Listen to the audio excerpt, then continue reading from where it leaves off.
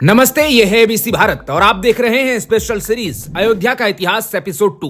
पहले एपिसोड में आपने राम से पहले की अयोध्या की कहानी सुनी और राम राज्य तक का इतिहास जाना। हम सब जानते हैं कि 14 सालों का वनवास पूरा कर राम अयोध्या लौटे और फिर वहां राम राज्य आ गया।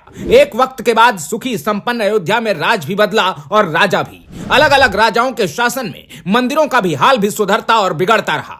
ऐसे में हर कोई जानना चाहता है कि आखिर राजा राम के बाद अयोध्या का क्या हाल हुआ, राम राज्य वाले मंदिरों के साथ क्या हुआ, मुगल काल में अयोध्या के राम मंदिर को क्यों तोड़ा गया और वहां मस्जिद क्यों बनाई गई। आज के इस वीडियो में आपको ऐसे कई सवालों के जवाब मिलेंगे, क्योंकि हमने वो सब कुछ खंगाला है जो भी इतिहास के पन्नों में दर्ज है, जिनके आधार पर सुप्रीम कोर्ट में अयोध्या का ऐतिहासिक फैसला तैयार हुआ। तो चलिए शुरू करते हैं अयोध्या के मंदिरों का इतिहास। बौद्ध साहित्य सिद्ध पिताका में 16 महाजनपदों का जिक्र है और उनमें से एक कोसल भी है। अयोध्या कोसल की राजधानी थी। कुषाण आक्रमण के बाद पूरा इलाका कुषाण शासकों के पास चला गया। कुछ इतिहासकार मानते हैं कि कुषाण शासक कनिष्क ने अयोध्या का जीर्णोद्धार करवाया था। किताब हिस्ट्री ऑफ अयोध्या के मुताबिक विक्रमादित्य ने अयोध्या को अपनी राजधानी बनाया था। इतिहासकार हैंस टी बैकर ने लिखा है कि विक्रमादित्य ने ही अयोध्या के मंदिरों का रिनोवेशन कराया था। 376 से 415 ईस्वी के बीच गुप्त वंश के चंद्रगुप्त द्वितीय ने शाक्य वंश को हराकर विक्रमादित्य की उपाधि ली। चंद्रगुप्त विक्रमादित्य के पोते स्कंदगुप्त ने 454 से 467 ईस्वी तक शासन किया था। स्कंदगुप्त खुद को राम मानता था। उसने साकेत को अपनी राजधानी बनाया और अयोध्या नाम रखा। कहा जाता है कि अयोध्या के मंदिरों का रिनोवेशन भी स्कंदगुप्त ने करवाया था। गुप्त वंश के बाद लंबे वक्त तक अयोध्या राजाओं की खींचतान में फंसा रहा। राजाओं की उठापटक झेलने के बाद 1192 में अयोध्या ने पहली बार मुगलों के दमन की आहट सुनी। दरअसल 1192 में मोहम्मद गौरी ने पृथ्वीराज चौहान को हराकर दिल्ली के तख्त पर कब्जा किया। दिल्ली तख्त के साथ ही अयोध्या पर भी मोहम्मद गौरी का नियंत्रण हो गया। कब्जे के बाद 1192 में ही मोहम्मद गौरी ने मंदिरों के निर्माण पर रोक लगा दी।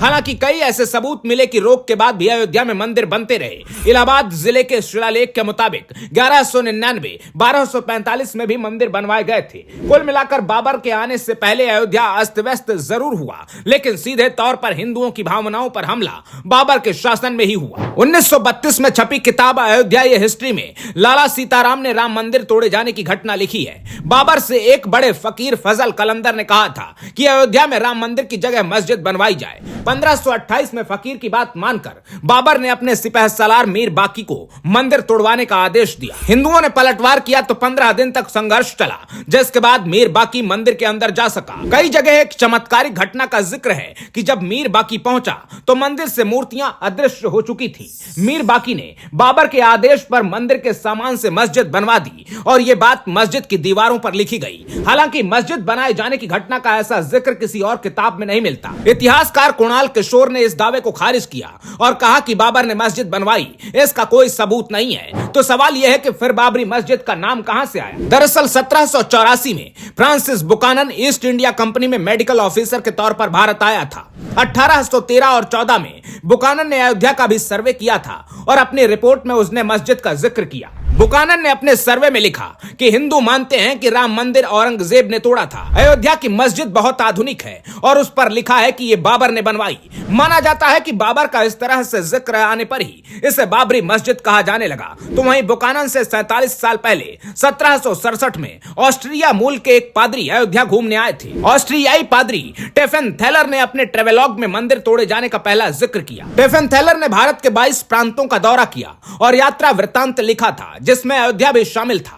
अयोध्या फैजाबाद में 6 साल बिताने के बाद टेफन थैलर ने अपनी यात्रा के बारे में लिखा। टेफन थैलर ने लिखा कि अयोध्या में औरंगजेब ने राम जन्मभूमि मंदिर तोड़कर मस्जिद बनवाई थी। सभी अलग अलग मतों को मिलाकर देखें तो इतना क्लियर हो जाता है कि मंदिर तोड़ा गया, लेकिन मस्जिद कब बनी और कैसे बनाई गई, इस बात पर इतिहासकार एक मत नहीं है। कहा जाता है कि 1528 में मीर बाकी ने मस्जिद बनवाई, लेकिन यह विवाद 300 साल बाद 1855 में दुनिया के सामने आया, जब पहली बार हनुमानगढ़ी में सांप्रदायिक दंगे भड़क उठे। आखिर कैसे हनुमानगढ़ी के इस दंगे से राम मंदिर का विवाद खड़ा हो गया और कैसे यहां से राम मंदिर के संघर्ष की नींव पड़ी। ऐसे कई सवालों के जवाब इस सीरीज के अगले एपिसोड में आपको मिलेंगे। फिलहाल आप अपनी राय कमेंट बॉक्स में जरूर बताइएगा। आते रहिए। जय हिंद।